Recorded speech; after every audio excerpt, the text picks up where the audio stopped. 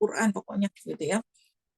Itu sombong ya. Kemudian makna yang kedua adalah meremehkan orang lain ya. Jadi sifat hamba Allah yang mendapat kemuliaan itu dia rendah hati ya, di jalan di muka bumi dia rendah hati. Jadi tidak meremehkan orang, tidak merasa dirinya paling baik, apalagi ya tidak merasa dirinya lebih baik dari orang lain, karena kita nggak pernah tahu ya di mata Allah tuh siapa sih di antara kita yang paling mulia, kita nggak tahu ya. Mungkin orang yang kita anggap bahwa kita merasa bahwa diri kita tuh lebih baik dari dia gitu ya, ternyata di sisi Allah dia punya amalan yang kita nggak tahu, dan Allah lebih ridho sama dia, kita nggak tahu ya. Jadi kita nggak bisa eh, menilai orang kan dari penampilan nggak kelihatan ya. Dari penampilan sih kelihatan sih ya, maksudnya kalau dia pakai jilbab ya, dia sholat, kita bisa ngelihatnya yang seperti itu gitu. Tapi kita nggak pernah mana yang ternyata seorang itu bisa lebih dinilai lebih oleh Allah ya. Seperti yang sering kita tahu ya, ada Uwais Al-Qarni ya. Uwais Al-Qarni itu adalah seorang yang tidak mampu gitu ya. Dia merawat ibunya, dia tadinya juga sakit ya. Uwais Al-Qarni itu sakit, sakit penyakit kulit gitu kan. Ya pokoknya ya, dipandang orang sebelah mata lah gitu ya. Siapa sih Uwais Al-Qarni gitu ya. Kemudian terus dianggap gila gitu karena apa? Karena dia suka gendong kambing gitu kan ya. Gendong kambing turun naik gunung. Gendong kambing mulai dari kambingnya kecil sampai kambingnya gede gitu ya. Dia latihan tuh. Ternyata dia melakukan itu karena dia ingin, karena ibunya minta haji. Ibunya minta haji sementara ibunya sakit yang nggak bisa jalan gitu. Sehingga Uwais Al-Qarni harus menggendong ibunya. Bayangkan luar biasa ya. Nah, tapi di mata orang mah nggak ini, nggak ya, nggak dianggap ya, nggak kelihatan, bukan orang kaya, bukan orang yang berpendidikan gitu ya, bukan orang yang berpenampilan uh, necis gitu ya. Nah, tapi Uwais Al-Qarni itu memiliki keimanan yang kuat, dia berbakti kepada ibunya, dia kemudian apa namanya punya kecintaan dan kerinduan ingin bertemu dengan Rasulullah Shallallahu Alaihi Wasallam. Ya, tapi Uwais Al-Qarni termasuk yang tidak ketemu, ya, karena belum berhasil ya ketemu ketika datang ke sana Rasulullah tidak ada gitu. Kemudian eh, Wais Al-Qarni itu tadi ya, dia sakit kulit sampai kemudian dia didoakan, kemudian dia sembuh, tapi berdoa ya, kemudian sembuh, kemudian disisakan sedikit gitu kan bekas tanda sakit kulitnya itu. Kemudian Wais Al-Qarni itu juga tadi ya, naik turun gunung untuk bawa kambing itu, ternyata dia ingin menghajikan ibunya dan dia harus menggendong ibunya agar kuat, dia latihannya dengan menggendong kambing. Dan orang-orang itu terlanjur mencap dia nggak waras ya, karena aneh tingkah lakunya. Ya, Masya Allah. Kemudian apa namanya, sampai akhir hayatnya itu beliau meninggal, dan sebelumnya itu Rasulullah memerintahkan kepada para sahabat untuk memberikan salam kepada Uwais Al-Qarni ya, disuruh cari ya Uwais Al-Qarni itu yang tandanya seperti ini gitu ya, karena Rasulullah baru pernah lihat tapi diberikan informasi ya oleh malaikat Jibril pastinya ya. Kemudian ketika Uwais Al-Qarni meninggal, itu yang ngurusin banyak gitu, yang mengurusi banyak, bukan bukan hanya mengirimkan karangan bunga, bukan gitu ya. Kadang-kadang kita suka lihat orang karangan bunganya banyak banget ya dari ujung ke ujung gitu ya. Tapi yang datang cuma karangan bunganya doang gitu. Tapi Uwais Al-Qarni mungkin nggak dikirimin karangan bunga, tapi yang mengurus jenazahnya tuh banyak. Ya, padahal dia mungkin nggak terlalu terkenal di kalangan manusia. Ya, ternyata yang mengurus jenazahnya juga para malaikat, masya Allah. Ya, itu. Jadi kita nggak pernah tahu gitu ya di antara kita nih siapa yang amalnya paling diterima oleh Allah, paling mulia di sisi Allah. Ya, kita hanya bisa menilai dari luarnya aja. Oh, ini kayaknya besar solihah nih pasti masuk surga, amin ya. Saya mah senang banget didoain gitu ya. Kita senang banget kalau dibilang, wah ini ahlu surga, amin ya Allah gitu ya. Kita minta sama Allah ya, pengennya begitu. Tapi bukan berarti terus kita merasa bahwa diri kita paling baik, paling benar, paling hebat gitu ya. Nah itu nauzubillahimin dari jangan sampai kita punya perasaan seperti itu, tapi kita harus rendah hati ya, dan kita tidak menutup diri untuk belajar terus ya, belajar terus karena ilmu, apalagi ya ilmu itu semakin dipelajari semakin kita merasa nggak tahu banyak hal yang kita nggak tahu ya. Kayak kalau ilmu pengetahuan aja, misalnya dokter, orang kuliah kedokteran, wah begitu lulus ternyata dia baru tahu bahwa kedokteran itu luas ya. Ada dokter anak, ada dokter spesialis apa jantung, mata, segala macam. Misalnya dokter spesialis mata, dia kuliah lagi tuh ambil spesialis mata. Oh ternyata mata juga ada spesialisasinya lagi. Mau mata kanan apa mata kiri, mau bagian korneanya, mau bagian gitu seperti itu. Dokter gigi juga gitu ya. Jadi orang belajar dokter gigi ya, menurut kita udah hebat jadi dokter gigi. Padahal ternyata ketika dia kuliah dokter gigi udah selesai, nah itu masih ada lagi pembagian-pembagiannya, spesialisasi dari giginya. Ada yang bagian gusinya, bagian ada spesialisasinya lagi. Masya Allah. Ya, begitulah ilmu. Ya, semakin kita belajar ilmu syariah, misalnya saya belajar ilmu syariah, Masya Allah ternyata ilmu syariah itu luas banget ya. Ada ulumul Quran, ada ulumul hadis, ada akidah. Nanti ada lagi jurusan hadis, dia lebih rinci lagi. Ada di hadis itu juga ada lagi banyak ketemu. Oh ada hadis gorib, ada hadis ini. Ya, ada bagaimana cara mengumpulkan hadis. Wah Masya Allah. Ya, jadi kita semakin belajar, tuh kita merasa bahwa oh ya Allah ternyata saya ini bodoh ya selama ini gitu ya. Kenapa? Karena ilmu semakin kita pelajari semakin terbuka gitu. Semakin kita terbuka, oh ada ya ternyata ilmu tentang ini. Oh ada ya. Oh saya belum tahu. Oh saya belum tahu. Nah, gitu. Ya. Itu namanya rendah hati, sehingga orang-orang yang rendah hati itu biasanya eh, dia merunduk ya. Nah, karena apa? Karena memang dia merasa bahwa masih banyak lagi ilmu yang belum dia pelajari gitu. Sehingga dia tidak cepat-cepat menuduh orang, dia tidak cepat-cepat menilai orang gitu ya. Nah, karena dengan ilmunya yang terbatas gitu kan, ya dia lebih banyak mendengar, belajar ya dan sebagainya. Dan apabila orang-orang bodoh menyapa mereka dengan kata-kata yang menghina, mereka mengucapkan salam. Jadi kalau ada orang yang bodoh yang nggak tahu gitu ya kemudian menyapa mereka dengan kata-kata yang menghina, merendahkan gitu ya, maka mereka mengucapkan salam ya, mendoakan, berkata yang baik-baik, berkata-kata yang mengandung keselamatan ya.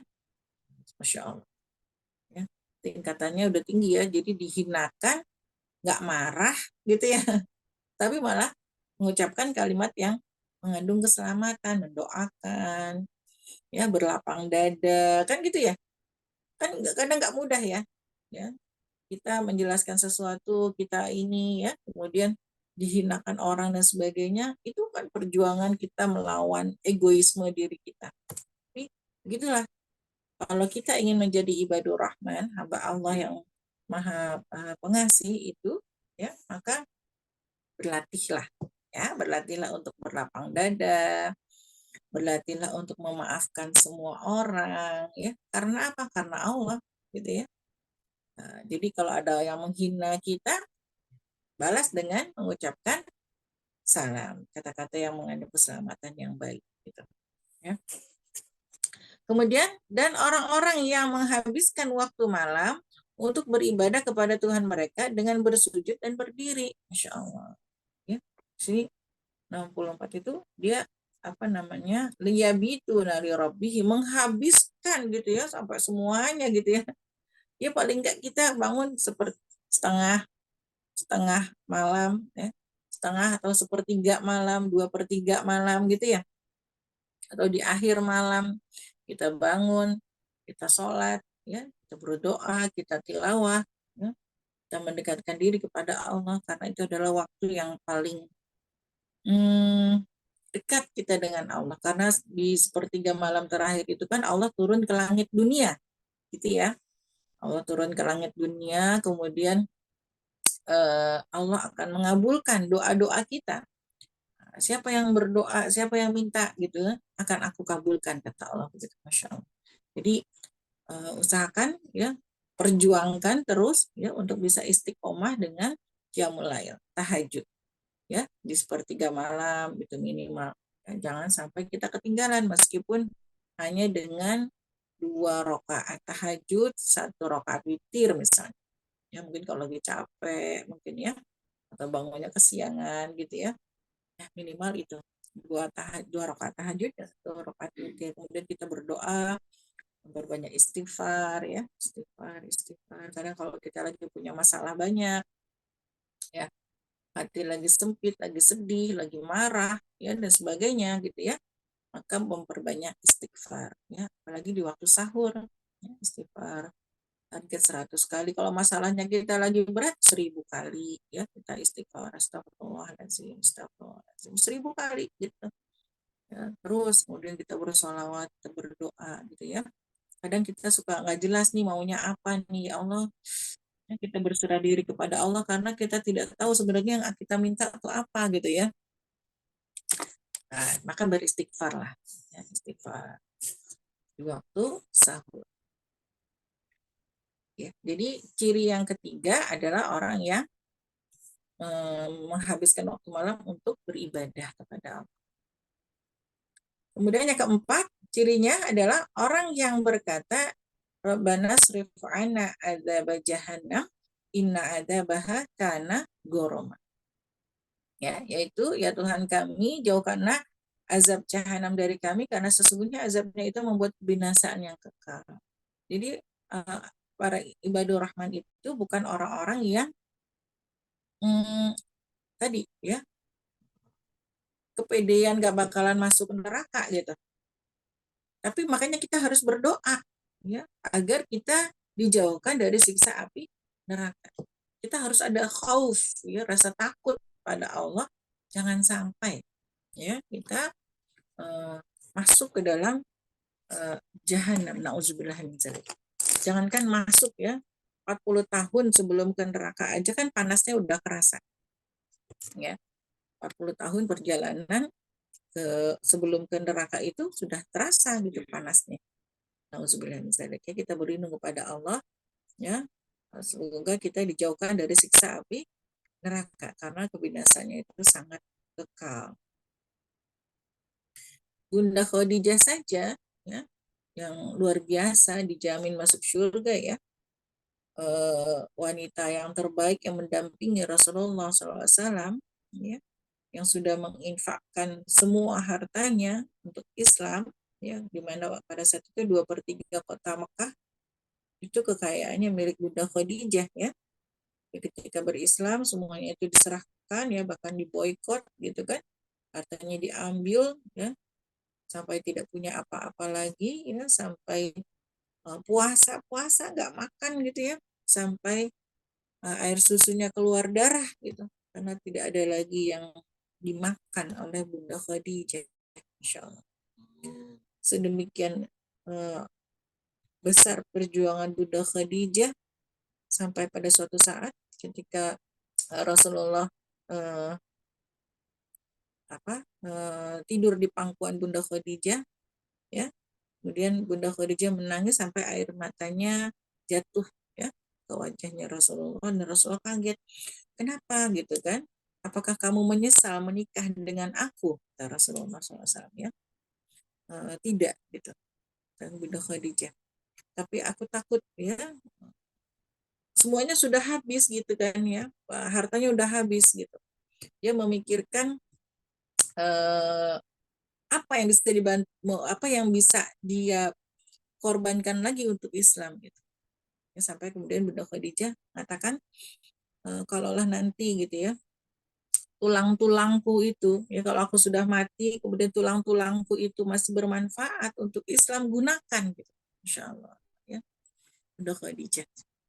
Ya, yang luar biasa. Tauladan kita sebagai istri solihah, ibu yang solihah gitu ya, Insya Allah. Pejuang yang solihah, pendukung para suami ya. Itu, dan itu saja ketika Bunda Khadijah mau meninggal ya, beliau masih takut, aku takut akan mendapatkan siksa kubur. Insya Allah. Ya. Kita bayangkan ya, amalnya sedemikian rupa, mendukung dakwahnya Rasulullah, mendukung dan menopang Rasulullah ya, sampai lagi susah begitu ya, nggak makan, lagi susah ngurusin Fatimah, habis nyusuin gitu ya, masih sempat mangku suaminya gitu. Kalau kita masih sempat nggak gitu ya, mangku suami. Kebanyakan istri-istri sekarang maunya dipenuhi kebutuhannya gitu ya, udah nggak sempat lagi ngurusin suami. Nah, katanya suami kan udah bisa ngambil sendiri, suami bisa kok, udah bisa mengurusi dirinya sendiri misalnya. Tapi Bunda Khadijah merupakan contoh istri yang luar biasa ya, mengorbankan semuanya untuk Islam, untuk mendukung suaminya Rasulullah SAW ya, akan dikatakan wafa ya, wafiyul amin ya, wafa. Jadi totalitas ya dalam mendampingi Rasulullah SAW ya, dengan semua kemampuannya itu ya, bahkan dikala repot, dikala susah, masih sempat mangku Rasulullah ya, mangku suaminya, Insya Allah ya. Nah, Bunda Khadijah dengan amal yang luar biasa itu, beliau masih takut dengan siksa kubur ya, apalagi kita gitu ya, yang amalnya masih sedikit ya, masih ragu-ragu untuk membela Islam ya, infaknya juga masih sedikit, masih hitung-hitungan gitu ya. Nah, berarti kita masih harus lebih takut gitu ya dari azab neraka, dari siksa kubur ya, nauzubillah min dzalik. Kita berlindung kepada Allah, kita minta perlindungan kepada Allah agar Allah menjauhkan sejauh-jauhnya gitu ya dari azab api neraka dan azab kubur tentunya, nauzubillah min dzalik ya. Kita nggak akan sanggup ya. Sungguh jahanam itu seburuk-buruk tempat menetap dan tempat kediaman ya. Kenapa? Karena jahanam itu seburuk-buruk tempat menetap ya, panasnya kita baru berasa panas 37 derajat aja ya di Jakarta, aduh panas gitu ya, nggak mau keluar rumah gitu, maunya ngadem aja di rumah gitu ya, Insya Allah ya. Apalagi di neraka itu ya, yang apa namanya, panasnya luar biasa, minumannya juga minuman air panas, makannya buah zakum ya, buah zakum itu buah yang berduri, yang kalau dimakan bukannya semakin kenyang tapi semakin lapar ya. Ya, di dalam jahanam itu yang ada hanyalah siksa Allah, siksa Allah, siksa Allah ya. Semuanya akan dibalas ya nanti di neraka, amal-amal soleh ya, maka amal-amal buruk ya, amal buruk seorang hamba semuanya akan dibalas di neraka. Jadi kita minta perlindungan kepada Allah agar Allah melindungi diri kita, suami kita, anak keturunan kita, ayah ibu kita semua ya, teman-teman kita, saudara-saudara kita, kaum mukminin semuanya. Semoga Allah lindungi dari siksa api neraka. Dan termasuk hamba-hamba Tuhan yang Maha Pengasih, orang-orang yang apabila menginfakkan harta, mereka tidak berlebihan dan tidak pula kikir di antara keduanya secara wajar. Ya. Jadi ciri selanjutnya adalah hamba Allah itu mereka yang apabila menginfakkan harta, ya mereka nggak berlebihan, nggak jojoran semuanya dikasih sehingga keluarganya nggak punya apa-apa, nggak boleh juga gitu ya. Tapi nggak kikir banget juga, hitung-hitungan cari yang recehan gitu ya, yang recehan yang paling terkecil gitu ya, yang buat infak gitu. Nah, nggak gitu juga gitu ya. Tapi di antara keduanya secara wajar ya, karena apa yang kita infakkan itu semuanya hakikatnya adalah untuk diri kita sendiri, semuanya akan kembali kepada kita ya, sesuai dengan janji Allah gitu kan, bahwa sedekah itu akan Allah balas ya sampai 700 kali lipat gitu kan ya. Apa yang kita infakkan akan dikembalikan oleh Allah ya. Wa may yuqridullaha qaradan hasana ya, Allah itu bahasanya baik banget ya. Barang siapa yang memberikan pinjaman kepada Allah dengan pinjaman yang baik gitu. Ya Allah, bahasanya minjem gitu Allah ya. Padahal mah itu semuanya milik Allah gitu ya, tapi bahasanya tuh Allah tuh barang siapa yang memberikan pinjaman gitu ya. Kesannya Allah yang minjem gitu. Insya Allah ya. Padahal semua harta kita adalah milik Allah. Mudah saja bagi Allah untuk mengambilnya kembali gitu ya. Apa yang kita miliki semuanya bisa hilang gitu kan kalau Allah mau ambil gitu ya. Insya Allah. Tapi Allah bahasanya baik sekali gitu ya. Halus gitu bahasanya. Allah tuh halus sekali ya untuk kita. Nah, eh, ciri yang selanjutnya ya. Jadi tadi kan yang ini adalah orang yang berinfak ya, yang suka berinfak.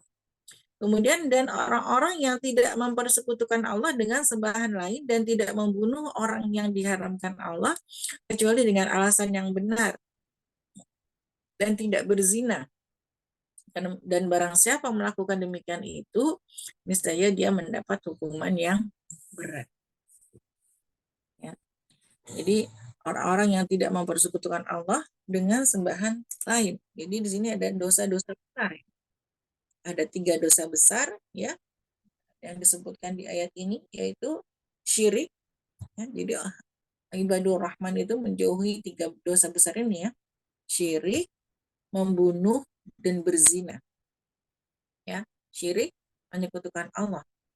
Ya, sekarang banyak sekali orang yang minta sholat juga, tapi minta penglaris juga, minta ke gunung-gunung gitu ya, minta ke gunung apa ya, minta ke paranormal, minta di segala macam ya. Dan sekarang paranormal itu bentuknya juga macam-macam ya, ada yang pakai koko, ada yang pakai sorban gitu ya, ada yang menjadikan Al-Quran juga sebagai jimat gitu ya. Nah, itu ya, nah, kita harus berhati-hati nih, jangan sampai kita masuk ke dalamnya, ikut ke dalamnya. Karena itu semua perbuatan syirik. Cukup mintalah kepada Allah, jangan disekutukan dengan yang lain. Kemudian tidak membunuh ya. Nah, tidak membunuh kecuali dia jadi algojo ya, algojo yang memang tukang tembak, tukang eksekusi gitu ya. Kita tidak boleh membunuh dan tidak berzina ya. Jadi ini 3 dosa besar yang saat ini orang menganggapnya sebagai dosa kecil ya. Akan datang suatu masa bukan apa namanya, Rasulullah mengatakan orang bedanya orang fasik ya, orang fasik dan orang yang mukmin. Orang yang mukmin itu dia akan melihat dosa kecil seperti gunung yang akan menimpanya. Itu orang beriman. Dosa kecil, aduh takut gitu kan, astagfirullahaladzim, tuh kita banyak istighfar, kita takut gitu. Dan seperti gunung yang akan menimpanya. Tapi kalau orang fasik, orangnya ahli dosa gitu ya, mereka itu melihat dosa kecil itu seperti dosa besar seperti lalat yang hinggap ke hidungnya, kemudian ditepis gitu. Ah, udah gitu kan. Udahlah nggak usah dipikirin gitu ya. Udahlah nggak usah diambil hati. Udahlah gitu kan. Ah, itu dosa eh, besar dibilang dosa kecil. Alhamdulillah menzalik. Jadi orang ibadur rahman itu yang menjaga dirinya dari 3 dosa besar tadi. Syirik, membunuh, dan berzina. Dan kita lihat sekarang orang sudah biasa ya melakukan itu ya. Syirik, ya melakukannya dengan ketawa-ketawa, meskipun dengan pakai jilbab, dengan gitu ya. Dengan apa namanya, membanggakan ya kekayaan yang telah diperolehnya dengan cara yang haram gitu kan. misalnya. Nauzubillah min dzalik, ya. Atau dengan membunuh. Orang sekarang membunuh itu sudah hal yang biasa gitu. Senggol bacok gitu ya sekarang ya. Ibaratnya sampai itu suatu hal yang jadi biasa. Kemudian berzina itu juga, ya, kita prihatin ya, kita prihatin sekali kondisinya sekarang, pintu-pintu zina itu terbuka ya, maka kita harus menjaga diri kita benar-benar ya, tidak menutup kemungkinan, jangan pernah merasa aman dari perbuatan zina siapapun kita, hafiz Quran pun gitu ya. Nah, hafizah pun, ustadz, ustazah, atau siapapun gitu ya yang merasa paling tahu agama. Karena profesor doktor setan itu sangat pintar menggelincirkan manusia, siapapun dia. Ya, maka kita minta perlindungan kepada Allah ya, agar Allah melindungi diri kita ya, pasangan kita, semua keluarga kita, anak cucu kita semuanya ya. Hanya Allah yang bisa menjaga kita. Hanya Allah yang bisa memberikan perlindungan kepada kita ya dari bahaya zina. Karena sekarang memang benar-benar kondisinya tuh apa namanya, pintu zina itu terbuka lebar gitu ya, dengan adanya HP, dengan adanya tontonan ya segala macam yang bisa diakses oleh banyak orang gitu kan ya. Kemudian kesempatan-kesempatan orang-orang mendekati zina itu banyak gitu kan, yang apa namanya berduaan gitu ya, kemudian yang kerjanya berduaan dengan lawan jenis itu kan, itu sangat pintu pintu zina itu terbuka lebar ya, dan sebagainya ya. Semoga Allah melindungi kita semua, yakni akan dilipat gandakan azab untuknya pada hari kiamat, dan dia akan kekal dalam azab itu dalam keadaan terhina ya. Nauzubillah ya, orang yang melakukan 3 dosa besar itu dia akan mendapat hukuman yang berat ya, jadi akan mendapatkan apa, dilipat gandakan azabnya ya, dan mereka di sana dalam keadaan terhina. Mungkin di sini di dunia ini mereka menghina orang ya, ya miskin makanya dong gitu kan ya, minta ke gunung ini gitu ya. Kemudian mereka merasa bangga dengan kekayaannya ya. Kemudian atau misalnya seorang laki-laki yang uh, bisa menaklukkan banyak wanita gitu ya, dia bangga, oh saya sudah mencoba semua wanita gitu ya misalnya. Nauzubillah min dzalik ya. Eh, atau misalnya wanita yang merasa bangga disukai oleh banyak laki-laki gitu ya, bisa dibeli mahal oleh laki-laki, bisa dibayar mahal oleh laki-laki yang bukan ya bukan halal ya, bukan suaminya gitu kan. Nah, itu ya. Di sini mereka bisa berbangga-bangga atau bahkan menghina ya wanita-wanita solihah yang menjaga kehormatan dirinya. Tapi di akhirat nanti mereka akan mendapatkan azab ya, yang berlipat, dan mereka dalam keadaan terhina. Nauzubillahimin dzalik ya. Kecuali orang-orang yang bertobat dan beriman dan mengerjakan kebajikan, maka kejahatan mereka diganti Allah dengan kebaikan. Ya, Allah Maha Pengampun, Maha Penyayang. Ya, jadi kecuali orang-orang yang bertobat, ya Allah tuh Maha baik ya sama kita, baik banget. Meskipun seorang hamba tuh sudah dosanya banyak, membunuh 100 orang, masih dikasih kesempatan untuk bertaubat, ya, masuk surga, Masya Allah. Seorang pezina juga, ya, ketika ada seorang wanita yang berzina, seorang wanita mukmin, tapi dia kecemplung gitu ya, kecemplung zina gitu ya. Kemudian dia datang kepada Rasulullah, ya Rasulullah, aku minta dirajam. Ya, kalau orang minta dirajam berarti dia wanita bersuami. Ya, dia wanita bersuami yang mungkin selingkuh gitu ya, tergoda dengan laki-laki ya, apalagi laki-laki kan rayuan-rayuan gombalnya banyak ya. Ketika misalnya suaminya tidak bisa merayu ya, mungkin di rumahnya dia merasa nggak dihargai oleh suaminya. Wah, padahal udah nyuci, udah masak, udah beberes rumah, tapi suaminya nggak pernah muji gitu. Ya, yang muji suami orang. gitu kan ya. Wah, ibu rajin banget ya. Oh, ibu cantik banget ya. Oh, ibu pinter banget ya, beruntung banget suami ibu. Gitu ya. Wah, itu kan berbunga-bunga tuh istri perempuan suka dipuji-puji orang. Padahal kalau misalnya dikasih hadiah, dikasih bunga, ya, kalau yang bahasa kasihnya hadiah, kasih hadiah, dikasih bunga sama suami orang, sama laki-laki di luar suaminya seneng, tergoda akhirnya. Dia lupa padahal suaminya juga tiap bulan ngasih gitu ya. Ya. Jadi apa namanya? Terjadilah perselingkuhan. Kemudian dia sampai hamil ya. Kemudian dia datang kepada Rasulullah ya, minta apa namanya? Dirajam. Insya Allah ya, itu dirajam. Tapi kemudian Rasulullah mengecek dulu ya, nggak langsung aja gitu kan. Apakah kamu sehat, waras gitu ya? Iya gitu. Apakah kamu sedang hamil? Iya gitu. Tapi ya Rasulullah kemudian memberikan, ya sudah pulang dulu, nanti kalau sudah melahirkan ya kamu balik lagi ke sini. Pas sudah melahirkan dia balik lagi datang kepada Rasulullah, ya Rasulullah aku sudah melahirkan, aku minta dirajam. Ya, Insya Allah ya, keimanan dan ketakwaannya ya kepada Allah. Kemudian apa namanya, Rasulullah bertanya, "Eh, anakmu sudah disusui dulu ya?" Jadi Rasulullah tidak mau langsung merajam, tapi memperhatikan hak anak. Ya. Perhatikan Rasulullah tidak menghukumi itu sebagai anak haram ya, tapi Rasulullah ikut memperhatikan anak yang dilahirkan itu bukan anak yang berdosa gitu. Jangan sampai kita sekarang tuh kan udah di apa namanya, dicap buruk aja gitu kan ya, anaknya anak haram gitu, padahal anaknya nggak tahu apa-apa gitu ya. Yang haram itu kan perbuatan orang tuanya.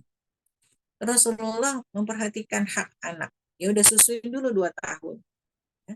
Setelah anaknya dia menyusui, anaknya 2 tahun, dia kembali lagi datang kepada Rasulullah, ya Rasulullah aku ini dirajam ya. Dan pada saat itulah dia akhirnya dirajam, dieksekusi ya, kemudian sampai meninggal. Kemudian Rasulullah mengatakan taubatnya dia gitu ya, taubatnya dia wanita muslimah yang tadi berzina itu jika ditimbang itu bisa untuk menebus 70 orang Madinah, Insya Allah ya.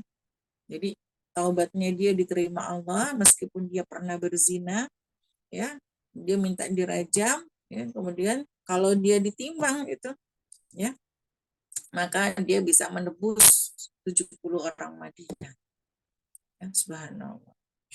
Ya, jadi kalau sekarang gitu ya, sekarang orang mau berzina malah nggak mau ngaku ya, takut dan sebagainya. Kemudian berulang lagi mengulanginya, atau bahkan ada yang bangga melakukan perzinahan itu. Nauzubillah ya.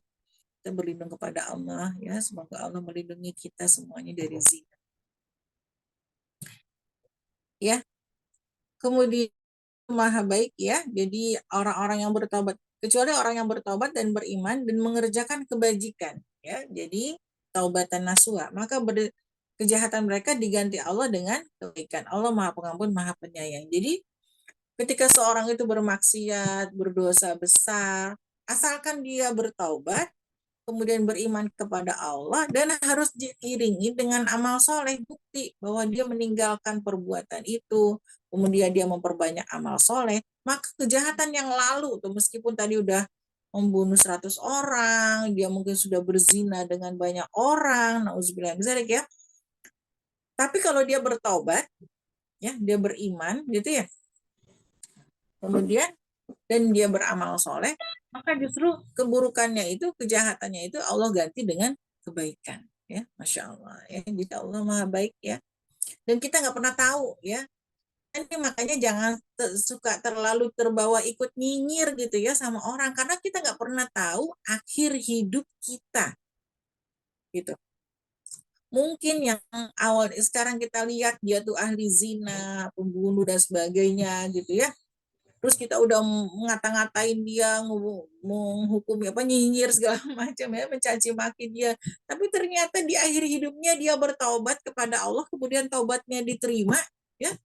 Kita nggak pernah tahu ya akhir hidup kita kan. Kita hanya bisa berdoa, kita minta husnul khatimah. Ya, ya seperti itu. Kemudian, dan orang-orang yang tidak memberikan kesaksian palsu.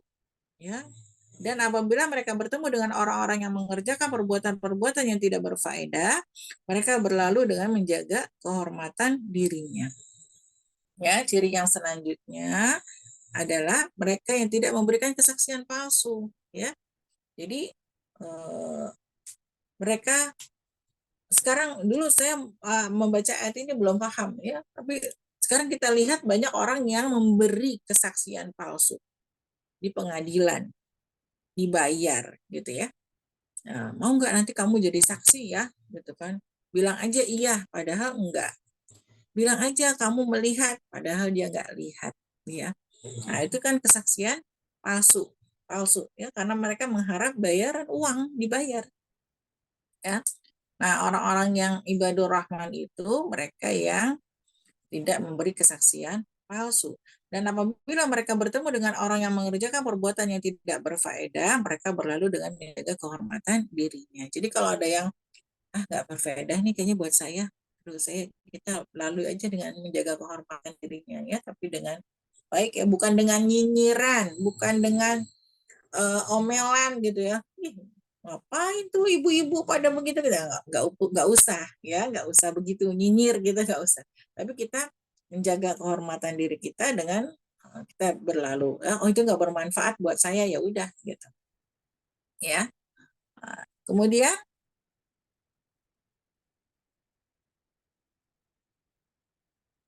dan orang-orang yang apabila diberi peringatan dengan ayat-ayat Tuhan mereka, mereka tidak bersikap sebagai orang-orang yang tuli dan buta. Ya, jadi ibadah Rahman itu orang-orang yang kalau dikasih nasihat Al-Quran, dengar kajian Quran, gitu ya, mereka mendengarkan sami'na wa ato'na kalau orang beriman. Tapi kalau orang-orang yang fasik, ya, mereka melalui menghadapinya itu kayak orang tuli, kayak orang buta, pura-pura nggak lihat, pura-pura nggak tahu, pura-pura nggak denger gitu ya. Pura-pura nggak tahu gitu. Banyak loh orang-orang yang nggak mau ngaji, nggak takutnya nanti kalau tahu, makin banyak nggak bolehnya gitu. Mendingan nggak tahu apa-apa gitu ya. Akhirnya mereka nggak belajar, jadi kan nggak dosa, kan nggak tahu gitu ya.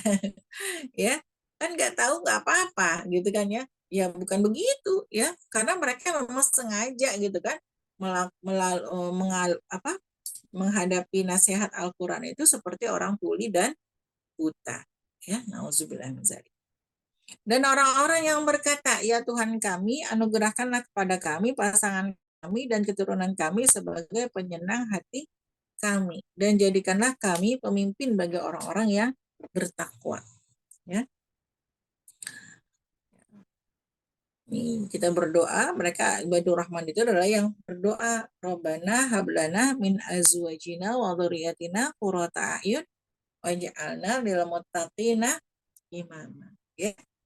Ya, jadi ya Tuhan kami, anugerah kepada kami pasangan kami, ya kita minta nih kepada Allah ya, agar pasangan kita, keturunan kita itu jadi penyejuk, penyenang hati, ya.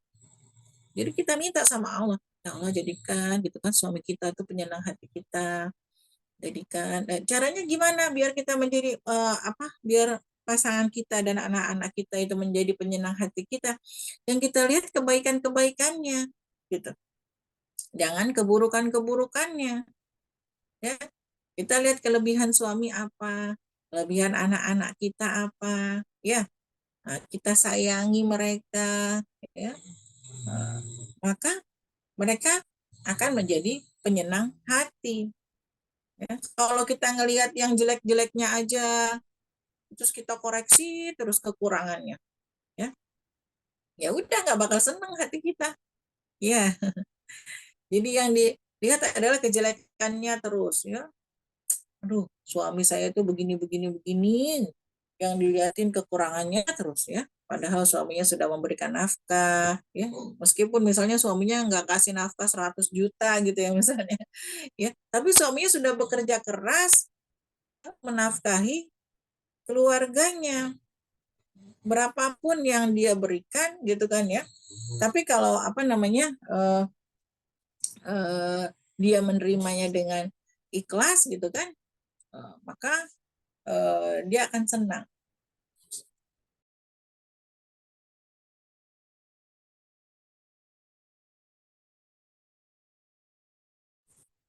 ya.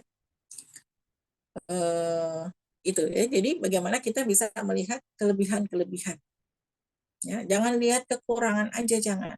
Lihatlah kelebihan, kelebihan suami kita, kelebihan anak-anak kita. Alhamdulillah ya, suami kita itu masih mau sama kita meskipun kita udah berubah bentuk seperti ini gitu ya. Kan kita udah nggak cantik lagi kayak dulu, udah nggak langsing lagi gitu ya. Mungkin udah eh, udah nggak sekurus dulu gitu ya, nggak selangsing dulu gitu kan ya. udah udah berubah bentuk kan gitu ya. Tapi alhamdulillah suami kita masih mau sama kita. Ya berarti dia baik ya. Mungkin kalau dikasih pilihan bisa memilih yang lain yang lebih cantik, ya, yang lebih langsing dan sebagainya gitu ya. Yang lebih apa namanya?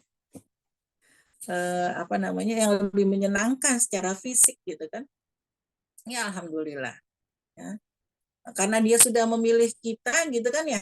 Berarti kita harus memberikan yang terbaik buat dia, memberikan pelayanan yang terbaik ya. Terima kasih, makasih ya gitu kan. Masih mau bersama kita gitu kan ya. Masih kasih nafkah sama kita gitu kan ya. Nah, terus apa yang kita bisa berikan untuk pasangan kita? Nah, gitu kita berikan yang terbaik, pelayanan yang terbaik ya. Jangan sampai dia udah kasih nafkah kita, dia udah pulang ke kita, dia udah milih kita, masih diomelin juga gitu ya, pulang. Sampai akhirnya pada nggak betah suami pulang ke rumah gitu kan. Ngapain pulang ke rumah kan?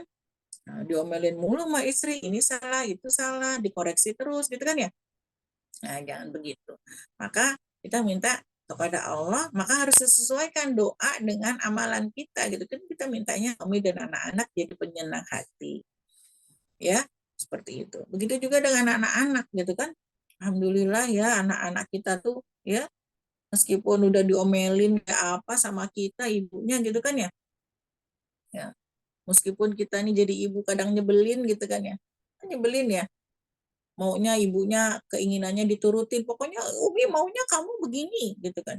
Umi bantuin Umi gitu misalnya ya, kita nggak tahu anak kita mungkin dia lagi sedih gitu ya, mungkin anak kita tuh lagi capek, mungkin dia habis berantem sama temennya di sekolah, kita nggak tahu kan ya.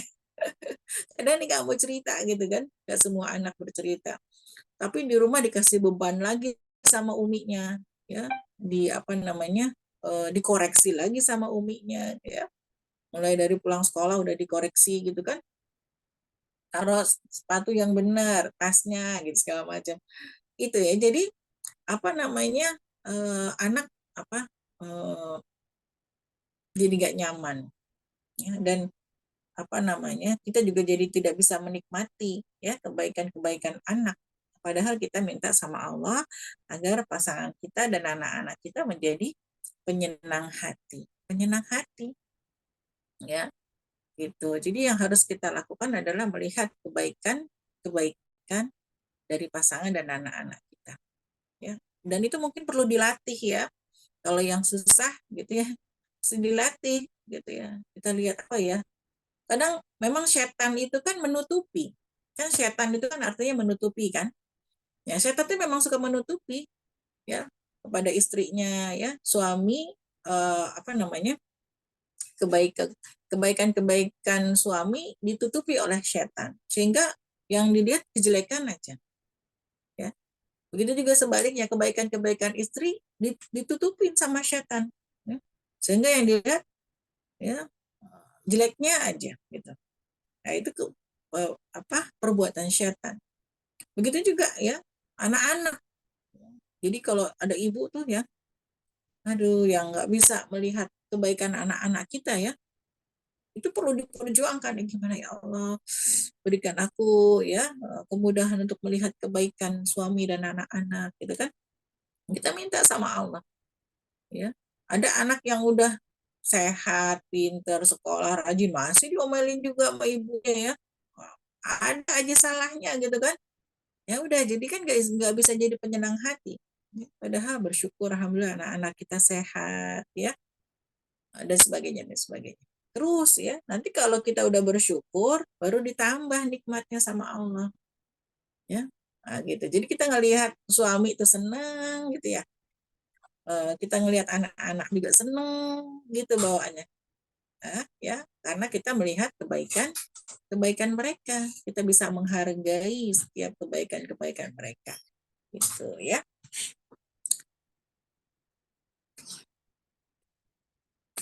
Ya, dan jadikanlah kami pemimpin bagi orang-orang yang bertakwa ya. Ya, kita minta kepada Allah agar kita ini menjadi pemimpin bagi orang yang bertakwa. Berat ya jadi pemimpin ya, udah jadi pemimpin terus bagi orang yang bertakwa lagi gitu kan ya. Apa namanya, kita minta sama Allah, maka harus disesuaikan tadi ya antara doa dengan uh, amalan kita.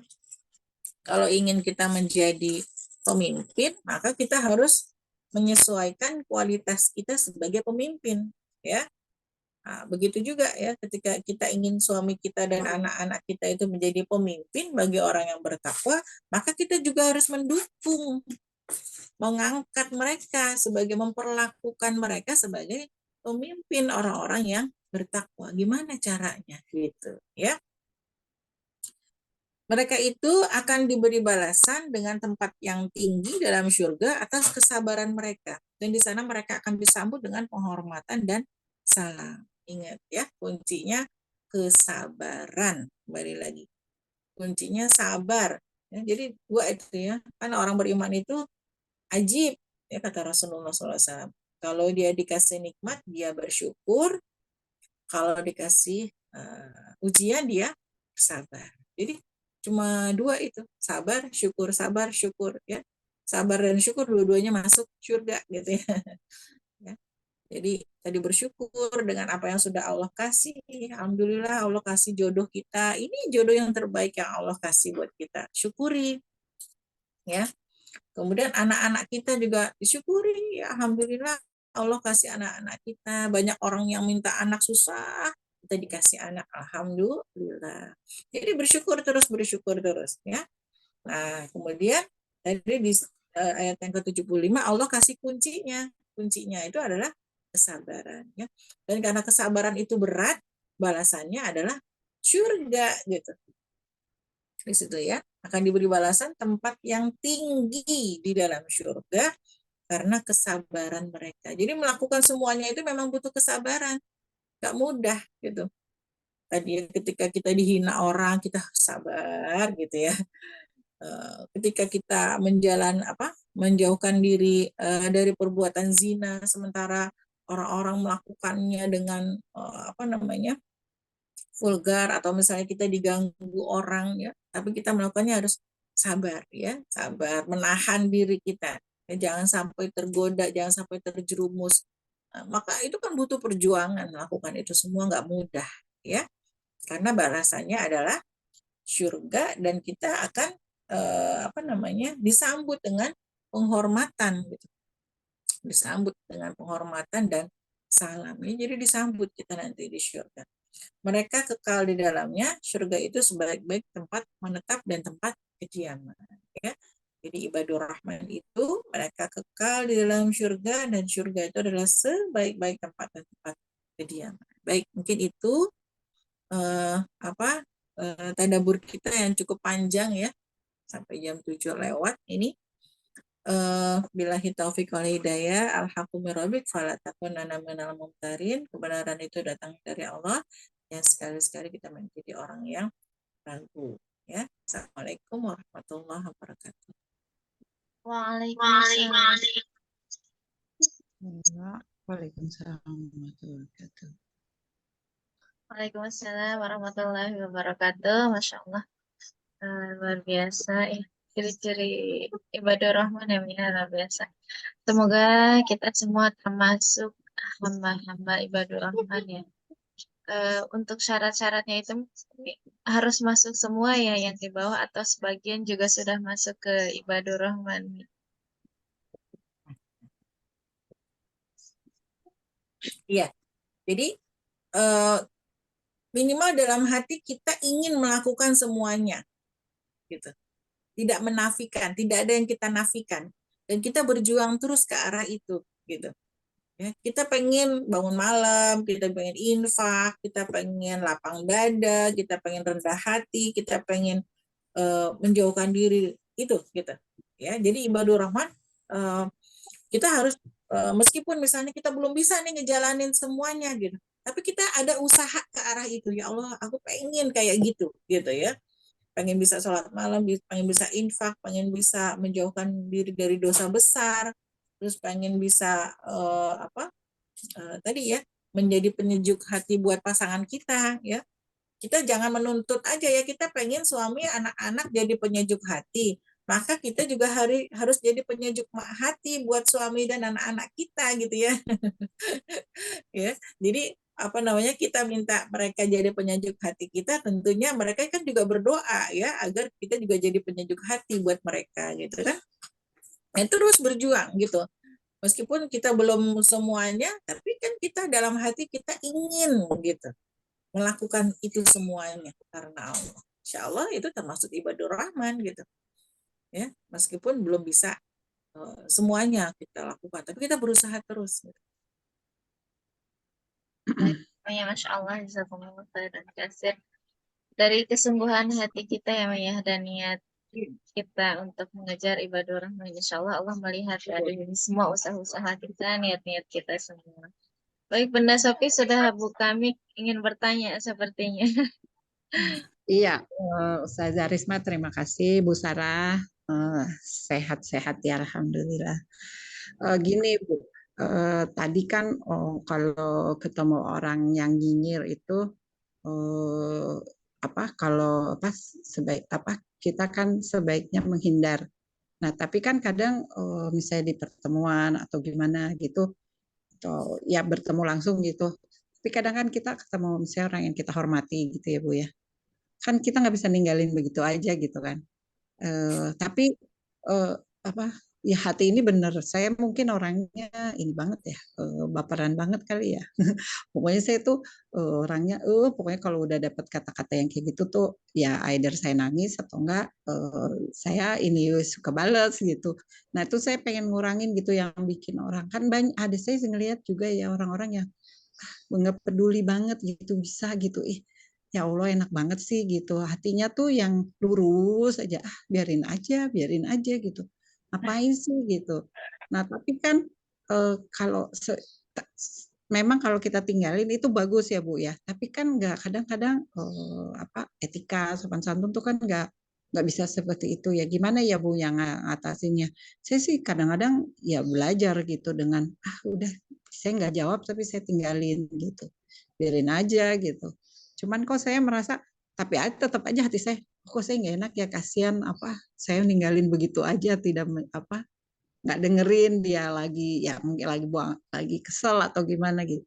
Gimana ya Bu ya? Emang boleh gitu kita tinggalin begitu saja gitu, padahal kan mungkin itu kakak atau gimana gitu, tapi kan bete gitu dengerinnya gitu, ini orang ngomong apa sih gitu, lagi PMS gitu apa gimana gitu. Gimana ya Bu sarannya dari Bu Sarah ya? Ya, Insya Allah ya Bu Sofi. Jadi memang mungkin sekarang tuh banyak orang-orang yang uh, apa ya, karena beban hidup mungkin ya, kemudian tingkat stresnya yang tinggi gitu ya, apalagi kalau misalnya tadi ibu rumah tangga atau apa ya, masalahnya banyak ya, kemudian tidak mendekatkan diri kepada Allah, kita nggak bisa juga meminta orang semuanya baik gitu kan, tapi paling nggak kita bisa menjaga kehormatan diri kita sendiri tadi ya, misalnya kita tetap berlaku baik ya, tapi kalau misalnya masalah mendengarkan itu memang perlu ini ya, perlu apa namanya, ya kalau dalam psikologi, dunia psikologi aja tuh jadi konselor itu ada pelatihannya gitu ya. Jadi Iya kan, Iya. mendengar orang ngomong itu ada pelatihannya, dan nggak semua psikolog itu siap dengan curahan hati para pasien.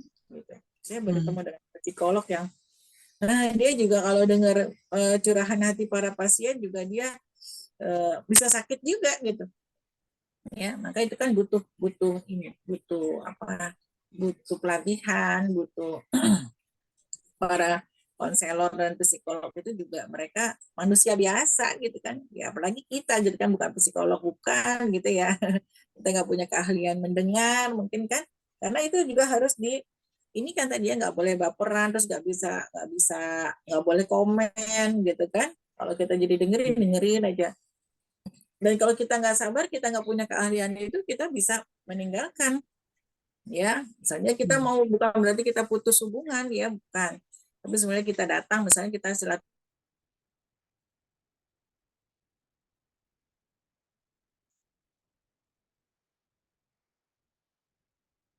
Baik, mungkin sinyalnya ya. Bentar. Ya, terhenti. Udah. Saya coba. Ya, Oh, alhamdulillah. apa namanya, kenapa? Sempat terhenti Umi suaranya.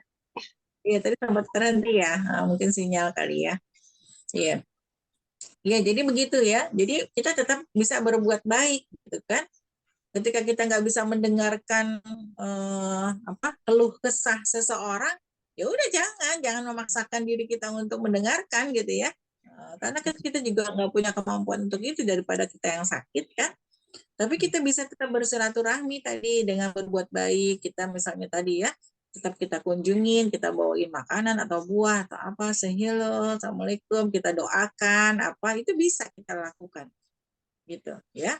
Bukan berarti terus kita tinggalin, terus kita nggak tengokin, nggak, bukan ya, kan begitu ya. Saya sendiri sama ibu saya gitu, orang tua ya, namanya orang tua pasti kan ada lah ya curahan hati yang segala macam, misalnya. Ya biasanya saya salir, terus saya bawain makanan apa gitu kan, terus saya cerita yang baik-baik aja gitu kan sama orang tua gitu kan. Terus kalau udah ya udah, terus pamit ya gitu. Apa namanya, kita harus, memang kita punya aktivitas yang lainnya yang banyak gitu kan, gitu ya Bu Sofi. Jadi memang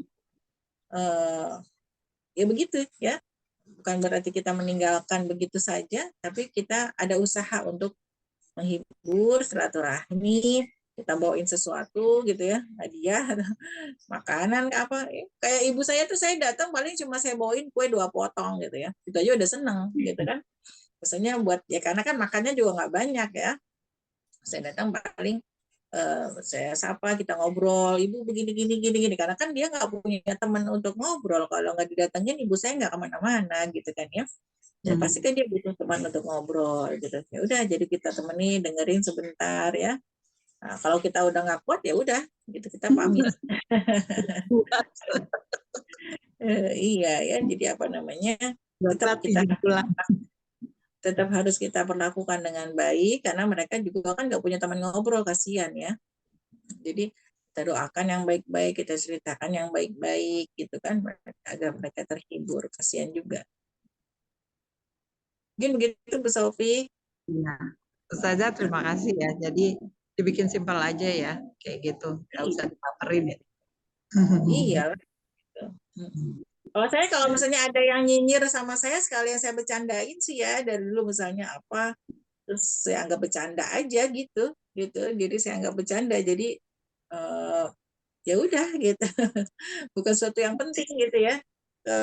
Menurut saya jadi bukan sesuatu yang penting, jadi dianggap bercanda aja gitu. Iya, iya. Terima kasih Bu Sarah. Iya. Baik, Masya Allah. Semoga terjawab ya Bunda Sofi, pertanyaannya luar biasa. Memang Wi, kayak seperti saya juga orangnya ini perasa, jadi ada sedikit apa tuh suka kadang-kadang kepikiran apa salah saya. Kalau saya sih seperti itu Mi. Apa saya punya salah, apa ini gitu. Iya. Iya, jadi banyak sekarang Ustazah, banyak orang yang sekarang toksik ya. Maksud kita mengenal toxic people itu orang-orang yang sakit gitu ya. Dan mereka itu, orang-orang yang sudah sakit itu ya mereka akan mengeluarkan sakitnya itu kepada siapapun. Jadi jangan juga dulu baper gitu ya. Jangan misalnya tiba-tiba kita gitu ya, yang ibu rumah tangga yang jarang ketemu orang keluar gitu kan ya. Nah, kita akan bertemu dengan banyak orang-orang stres di jalan gitu kan.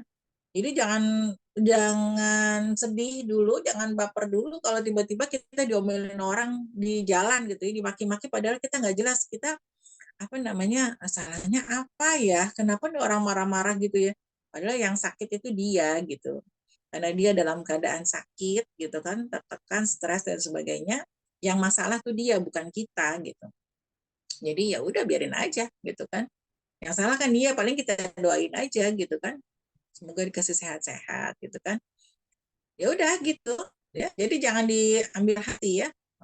Kalau semuanya diambil hati, masuk pikiran, wah repot gitu ya, karena sekarang banyak orang stres di luar sana gitu kan. Gitu jadi sama saya juga dulu awal masuk kerja segala macam, saya menemukan dunia yang gini gini gini gini, gitu ya. Saya juga kaget, kenapa ya, salah saya apa ya, ternyata bukan kita yang bermasalah tapi mereka gitu ya. Orang-orang yang marah-marah itu yang bermasalah, mereka bukan kita gitu Ustazah ya. Jadi kalau ada orang yang marah-marah apa segala, ya udah itu mereka sedang bermasalah gitu. Jadi bukan kita yang bermasalah gitu Positif. ya. Jadi kalau orang yang bermasalah itu kadang orang yang sedang bermasalah itu kadang dia mencari kambing hitam ya gitu.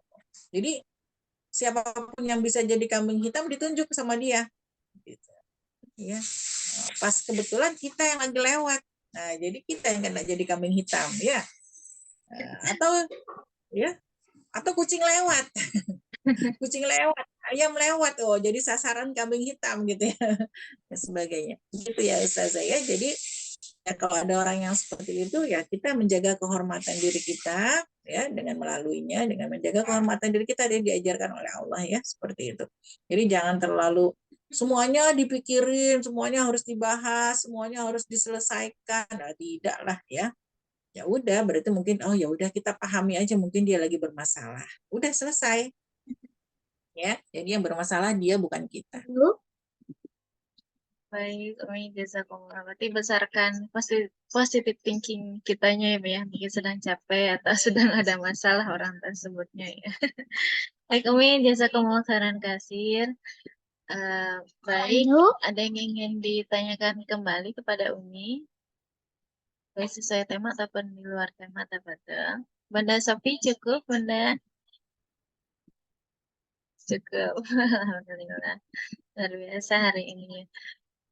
Baik, jika tidak ada, mungkin ditutup sepertinya ya. Tidak ada yang ingin ditanyakan kembali.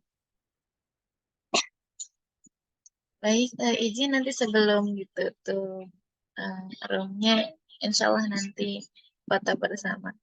Baik, Alhamdulillah, semoga kita semua termasuk hamba-hamba ibadur rahman ya. Kalaupun kita belum melaksanakan semuanya, seperti yang Umi tadi sampaikan, kita mempunyai niat dan usaha untuk menuju tersebut ya, hal tersebut ya, menjadi hamba-hamba yang ibadur rahman, senantiasa memaksimalkan usaha kita, niat kita senantiasa meluruskan niat kita untuk menjadi hamba yang ibadur rahman. Insya Allah Allah Maha melihat apa yang kita usahakan dan apa yang kita niatkan. Baik, Alhamdulillah, acara demi acara telah selesai kita laksanakan. Mari kita sama-sama tutup dengan bacaan hamdalah bersama-sama. Alhamdulillahirrahmanirrahim. Istighfar 3 kali. Astagfirullahaladzim. Astagfirullahaladzim. Astagfirullahaladzim. Dan wa kafaratul majelis. Subhanakallahumma wa bihamdika. Asyhadu an la ilaha illa anta. Astaghfiruka wa atubu ilaik. Mungkin dari saya sekian. Mohon maaf apabila banyak yang kurang berkenan. Billahi taufiq wal hidayah. Assalamualaikum warahmatullahi wabarakatuh.